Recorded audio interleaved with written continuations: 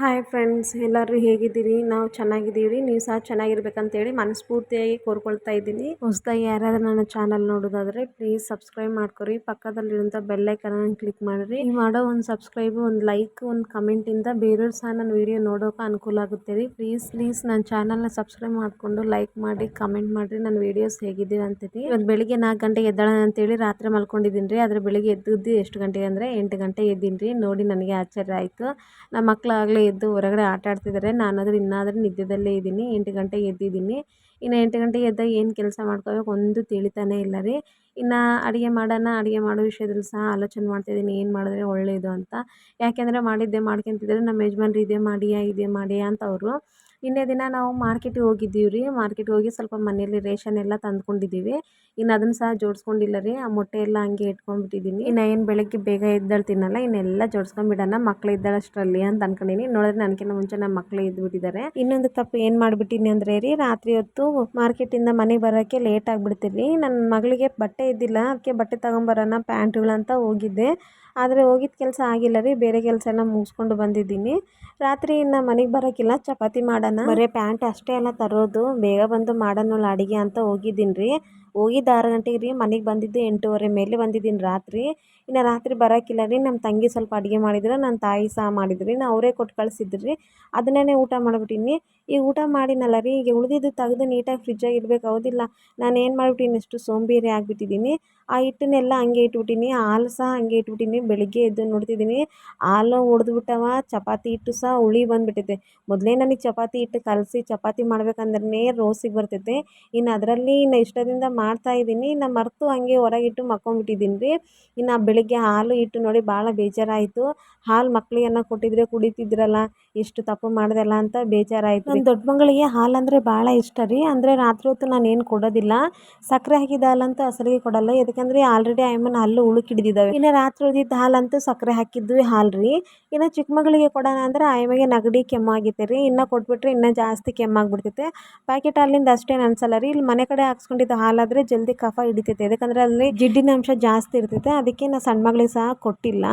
ಇನ್ನೊಂದು ಕೊಟ್ಟಿಲ್ಲ ಅನ್ನೋಕ್ಕಿಲ್ಲ ರೀ, ನಾನು ರಾತ್ರಿ ಮರ್ತೋಗಿನಿ. ಒಂದು ವೇಳೆ ರಾತ್ರಿ ನನಗೆ ಅವೇನು ಕಂಡಿದ್ರೆ ಆ ಚಿಕ್ಕ ಮಕ್ಳಿಗಿನ್ನ ನಾನೇ ಕುಡಿದು ತಣ್ಣಗಾಗ್ತಿದ್ದೆ. ಏನು ಮಾಡೋಕು, ಯಾರು ಕುಡಿಲ್ಲ ನಂಗೆ, ವೇಸ್ಟ್ ಆಗ್ಬಿಟ್ಟು ಹಾಲು. ಅಟ್ಲೀಸ್ಟ್ ಬೆಕ್ಕಿಗೆ ಹಾಕೋಣಂದ್ರೆ ಬೆಕ್ಕು ಸಹ ಇಲ್ಲ. ಇನ್ನು ಅಷ್ಟರಲ್ಲಿ ನಮ್ಮ ಯಜಮಾನ್ರು ಎದ್ರಿ. ಇನ್ನು ಅವ್ರಿಗೆ ಕಾಫಿ ಮಾಡಿ ನಾನು ನೀರು ಬಿಸಿ ಮಾಡಿ ಇಟ್ಟಿದ್ದೆ. ನಮ್ಮ ಮಗಳು, ದೊಡ್ಡ ಮಗಳು ಬಂದು ಇನ್ನು ನೀರು ಅವ್ರ ಅಪ್ಪಾಜಿ ಕೊಟ್ಲು ರೀ. ಇನ್ನು ಕಾಫಿ ಮಾಡಿ, ಇನ್ನು ಕಾಫಿ ರೆಡಿ ಮಾಡಿಕೊಂಡು ಅವರಿಗೆ ಕೊಟ್ಟು, ಇನ್ನು ಇಲ್ಲಿ ನಮ್ಮ ಮಕ್ಕಳು ನೋಡ್ರಿ ವರ್ಕೌಟ್ ಮಾಡ್ತಿದ್ದಾರಂತೆ. ನಮ್ಮ ಯಜಮಾನ್ರು ಹೇಳ್ತಿದ್ದಾರೆ, ಮಾಡಬಾರ್ದಮ್ಮ, ನೀನೆಲ್ಲ ಮಾಡಬೇಕಾಗಿದ್ದು ನಿಮ್ಮಮ್ಮ ನೋಡಿ ಎಷ್ಟು ದಪ್ಪ ಆಗಿದ್ದಾಳೆ, ನೀವು ಸಣ್ಣಗಿದ್ದೀರಮ್ಮ, ನೀವು ಇವೆಲ್ಲ ಮಾಡಿ ಇನ್ನೂ ಸಣ್ಣಗಾಗ್ತೀರಂತ ನಮ್ಮ ಯಜಮಾನ್ರು ಮಕ್ಕಳಿಗೆ ಹಂಗಿಸ್ತಾ ಇದ್ದಾರೆ ರೀ. ನನಗೆ ಹಂಗಿಸ್ತಾ ಇದ್ದಾರೆ, ಮಕ್ಕಳಿಗೆ ಜೋಕ್ ಮಾಡಿಸ್ತಾ ಇದ್ದಾರೆ. ಇನ್ನೇನು ಮಾಡಬೇಕು, ಏನು ಮಾತಾಡಿದ್ರೂ ಸುಮ್ಮನೆ ಅನಿಸ್ಕೋಬೇಕಲ್ಲ, ನಾವು ಇರೋದೇ ಅದಕ್ಕೆ. ಇನ್ನು ತಾನು ಮಾಡಿದ್ಲ. ಇನ್ನು ತಾನು ಮಾಡುವಾಗ ಅವ್ರ ಅಕ್ಕ ಮಾಡ್ತೀನಿ ಅಂತ ಕೇಳಿದ್ಲು.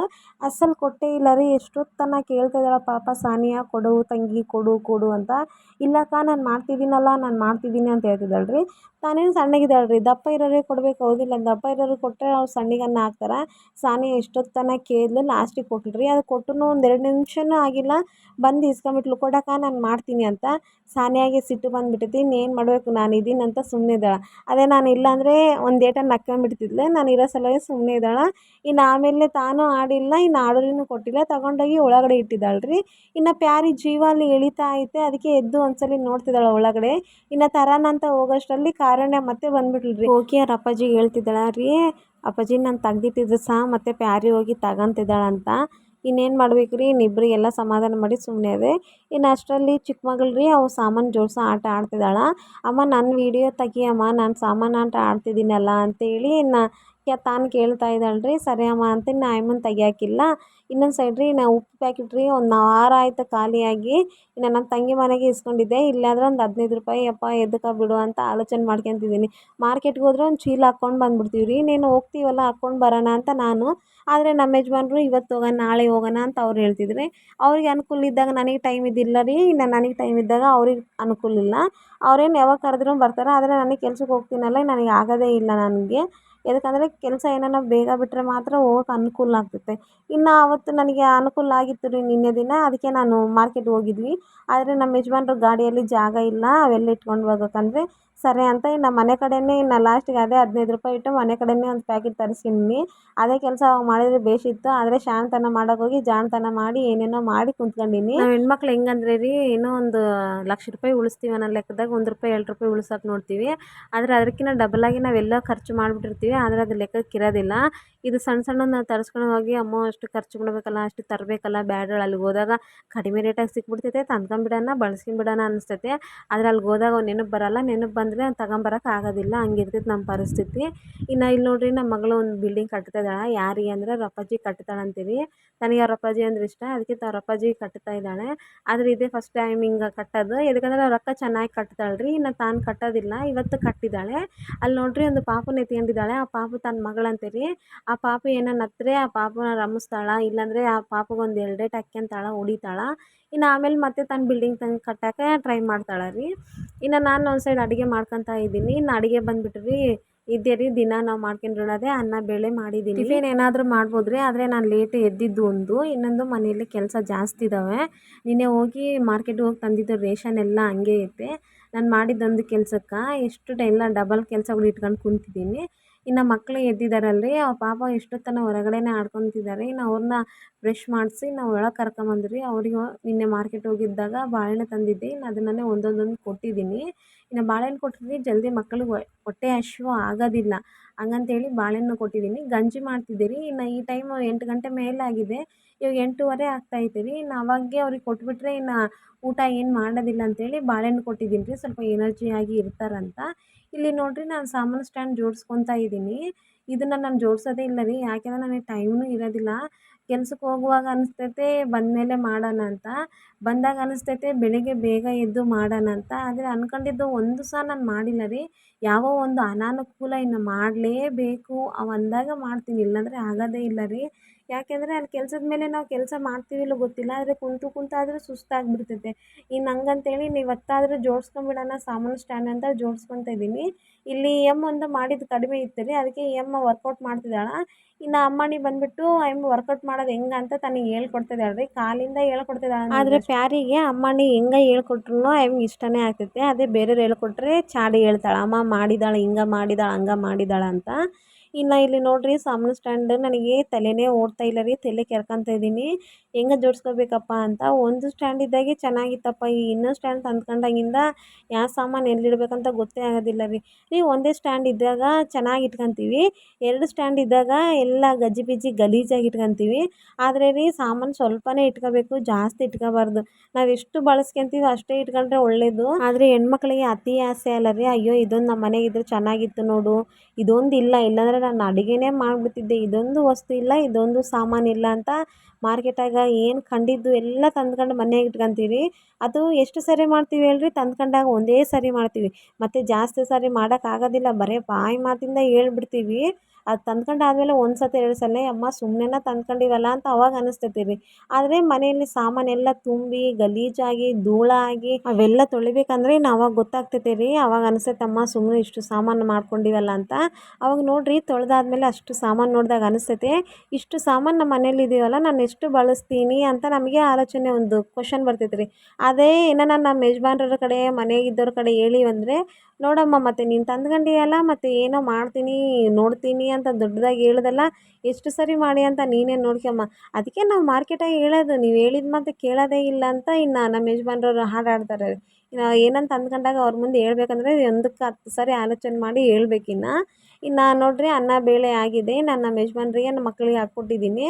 ನಮ್ಮ ಕಾರಣ ಏನು ಚೆನ್ನಾಗಿ ಉಣ್ತಾಳೆ ರೀ. ಅಮ್ಮಣ್ಣಿನೇ ಅವ್ರ ಅಪ್ಪಾಜಿ ಇದ್ರೆ ಭಾಳ ಸತಾಯಿಸ್ತಾಳೆ ರೀ. ಆ ಕೆಳಗೆ ಬಿದ್ದಿದ್ದ ಅನ್ನ ತೆಗೆದು ಪ್ಲೇಟಾಗಿ ಹಾಕ್ತೀನಿ ಅಂತ ಹೇಳ್ತಿದ್ದಾಳೆ. ನಮ್ಮ ಯಜಮಾನ್ರು ಬೈದ ಸಲುವಾಗಿ ಅವ್ರ ಅಪ್ಪಾಜಿನೇ ಹೊಡಿತಿದ್ದಾಳೆ. ಒಂದು ದಿವ್ಸಕ್ಕೂ ನಮ್ಮ ಕಾರಣ ಹೆಂಗೆ ಅವ್ರ ಅಪ್ಪಾಜಿನ ಹೊಡೆದಿದ್ದೇ ಇಲ್ಲ ರೀ. ಈ ಸಣ್ಣ ಮಗಳು ಭಾಳ ಸರಿ ಹೊಡ್ಕೊಂಬಿಟ್ಟಿದ್ದಾಳೆ. ಅದನ್ನು ನಾನು ಇಲ್ದಾಗೆ ಹೊಡ್ಕೊಂತಾಳೆ ರೀ. ನಾನು ಏನಾನ ಅವ್ರ ಮುಂದೆ ಅಲ್ಲಿ ಕುಂತಿದ್ದೀನಿ ಅಂದರೆ ಹೊಡೆಯೋದಿಲ್ಲ. ಯಾಕೆಂದರೆ ಹಂಗೆ ಏನಾನ ಹೊಡೆದ್ಬಿಟ್ರಿ ಕ್ಷಣದಾಗೆ ನಾನು ತಿರುಗಿ ಅವ್ರನ್ನ ಹೊಡೆದ್ಬಿಟ್ಟಿರ್ತೀನಿ ರೀ. ಹಂಗೆ ಮಾಡೋದು ಒಳ್ಳೇದಲ್ಲ ಅಂತ. ಒಂದು ವೇಳೆ ಅವ್ರು ಹೊಡೆದಾಗ ನಾನು ಸುಮ್ಮನೆ ಇದ್ದೀನಿ ಅಂದರೆ ಇದು ತಪ್ಪಲ್ಲ ಅಂತ ಅಂದ್ಕೊಂಡು ಅದನ್ನೇ ಅವ್ರು ಫಾಲೋ ಮಾಡ್ತಾರೆ ರೀ.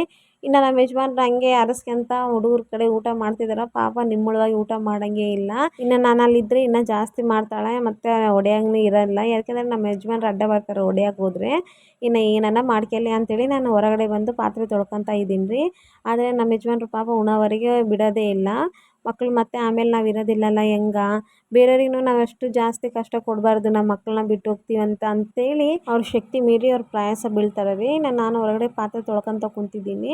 ಇನ್ನು ಸ್ವಲ್ಪ ಇದಾವೆ ರೀ ಪಾತ್ರೆ, ಯಾಕೆಂದರೆ ರಾತ್ರಿ ಇದ್ದಿದ್ದೇ ಅಡುಗೆ ಮಾಡಿಲ್ಲಲ್ಲ ರೀ, ಅಮ್ಮ ತಂಗಿ ಕೊಟ್ಟಿದ್ದೆ ಊಟ ಮಾಡಿ ಇನ್ನು ಅದೇ ಸರಿ ಮಾಡಿಬಿಟ್ಟಿವಲ್ಲ. ಇನ್ನು ಪಾತ್ರೆ ಸಹ ಸ್ವಲ್ಪ ಇದ್ದಾವೆ.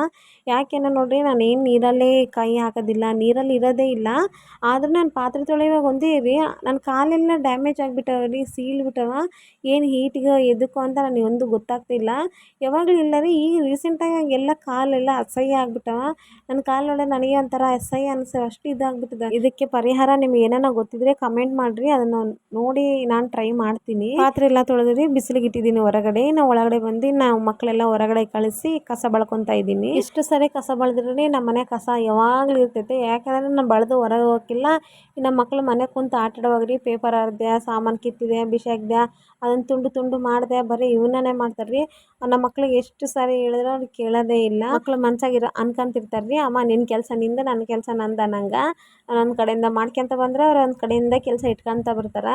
ಇನ್ನು ಇವಾಗಾದ್ರೂ ಸ್ವಲ್ಪ ಮೇಲ್ ರೀ. ಫಸ್ಟ್ ಏನು ಮಾಡ್ತಿದ್ದೆ, ನಾನು ಮನೆಯೆಲ್ಲ ಕೆಲಸ ಮಾಡಿಕೊಂಡು ಹೊರಗಡೆ ಹೋಗಿ ಕೆಲಸ ಮುಗಿಸ್ಕೊಂಡು ಒಳಗೆ ಬರೋಷ್ಟರಲ್ಲಿ ಮತ್ತೆ ಗಲೀಜು ಮಾಡ್ತಿದ್ರಲ್ಲ, ಮತ್ತೆ ಮಾಡ್ಕೊಂತ ಕೂತ್ಕೊಂತಿದ್ದೆ ರೀ. ಇನ್ನು ಏನು ನಮ್ಮ ಯಜಮಾನ್ರು ಬರ್ತಾರೆ ಇನ್ನೊಂದು ಅರ್ಧ ಗಂಟೆ ಅನ್ನೋಷ್ಟರಲ್ಲಿ ಅವಾಗ ನನ್ನ ಕೆಲಸ ಮುಗೀತಿದ್ದು ರೀ. ಇನ್ನು ನಮ್ಮ ಯಜಮಾನ್ರು ಬರೋಕ್ಕಿಲ್ಲ, ಮತ್ತೆ ಅವರಿಗೆ ಕಾಫಿ ಮಾಡು, ಟೀ ಮಾಡು, ಇಲ್ಲಾಂದ್ರೆ ಅವ್ರು ಏನಾರ ಮಧ್ಯಾಹ್ನ ಬಂದಿದ್ದಾರೆ ಅಂದರೆ ಮತ್ತೆ ಅವ್ರಿಗೆ ಅಡುಗೆ ಮಾಡಿ ನಾವು ಅವ್ರಿಗೆ ಊಟ ಕೊಡಬೇಕು. ಅಡುಗೆ ಮಾತ್ರ ಅವ್ರಿಗೆ ಒಂದು ಅರ್ಧ ಗಂಟೆ ಮುಂಚೆನೇ ಫೋನ್ ಮಾಡಿ ಹೇಳ್ತಿದ್ರಿ, ನಾವು ಹಿಂಗೆ ಮನೆಗೆ ಬರ್ತೀವಿ, ಮನೆಗೆ ಬಂದೇ ಊಟ ಮಾಡ್ತೀವಿ ಅಂತ. ಇನ್ನು ಸರಿ ಅಂತೇಳಿ ಅವಾಗೆ ಮಾಡಿಡ್ತಿದ್ದೆ. ಒಂದು ವೇಳೆ ಹೇಳಾರಂಗೆ ಬಂದುಬಿಡ್ತಿದ್ರಿ. ಇನ್ನು ಹೇಳಾರಂಗೆ ಬಂದಾಗಾದ್ರೆ ನನ್ನ ತಲೆನೇ ಓಡೋದಿಲ್ಲ. ಯಾಕೆಂದರೆ ನಾನು ನೋಡಿದ್ರೆ ಉಳ್ದಿದ್ದು ಪಳ್ದಿದ್ದು ಎಲ್ಲ ಕಲಿತು ಊಟ ಮಾಡಿಬಿಟ್ಟಿರ್ತೀನಲ್ರಿ, ಇನ್ನು ಅವ್ರಿಗೆ ಎಲ್ಲಿಂದ ತರಲಿ. ಇನ್ನು ಅವ್ರು ಇವ್ರ ಮನೆಗೆ ಕೇಳ್ಕೊಂಡು ನಾನು ತಗೊಂಬರ್ಬೇಕು ರೀ, ನಮ್ಮ ಅತ್ತೆರ ಮನೆ ಅನ್ನ, ನಮ್ಮ ತಾಯಿ ಮನೆ ಅನ್ನ. ಇನ್ನು ಇಲ್ಲಾಂದರೆ ಇನ್ನು ಅವ್ರ ಕಡೆಯೇ ಇಲ್ಲ ಅಂತಂದರೆ ಇನ್ನು ಅಟ್ಲೀಸ್ಟ್ ಕುಕ್ಕರಿಗೆ ಅನ್ನ ಹಾಕಿ ಸ್ವಲ್ಪ ಹಾಲು ಹಾಕಿ ಇನ್ನು ಮೊಸರನ್ನ ಮಾಡಿ ಇಟ್ಬಿಡ್ತಿದ್ದೆ ರೀ. ಅವ್ರಿಗೆ ಮೊಸರನ್ನ ಮಧ್ಯಾಹ್ನ ಹೊತ್ತು ಚೆನ್ನಾಗಿ ಹೊಟ್ಟೆ ತುಂಬ ಊಟ ಮಾಡ್ತಾರೆ. ಈ ಬೇಸಿಗೆಗಾಲದಾಗಂತೂ ಇನ್ನು ಹೇಳ್ಬಾರ್ದು, ಅಷ್ಟು ಚೆನ್ನಾಗಿ ಉಣ್ತಾರೆ ಅವ್ರು ಈ ಮೊಸರನ್ನ. ಬೇರೆ ಏನು ಚಿಕನ್ ಬೇಡ, ಮಟನ್ ಬೇಡ, ಮಸಾಲ ರೈಸೇ ಬೇಡ ಅಂತ ಹೇಳ್ತಾರೆ. ಯಾಕೆ ಅಂತಂದರೆ, ಇಲ್ಲ ನಾನು ಹೊರಗಡೆ ಉಂಡು ಉಂಡು ಸಾಕಾಗ್ಬಿಟ್ಟೈತೆ, ಇನ್ನು ನನಗೆ ಇನ್ನು ಬಾಯಲ್ಲೆಲ್ಲ ಗುಳ್ಳೆಗಳು ಆಗ್ತಾವ, ಬೇಡ ಅಂತ ಹೇಳ್ತಿದ್ರಿ. ಇನ್ನು ನನ್ನ ಕೆಲಸದ ವಿಷಯಕ್ಕೆ ಬಂದುಬಿಟ್ರಿ. ಏನು ಬೆಳಗ್ಗೆಯಿಂದ ಮನೆಯಲ್ಲೇ ಇದೆಯಲ್ಲ, ಏನು ಮಾಡ್ಕೊಂಡಿಲ್ಲ, ಮತ್ತೆ ಏನು ಕೆಲಸ ಅಂತೀಯಲ್ಲ ಅಂತ ಹೇಳ್ತಿದ್ರು ರೀ.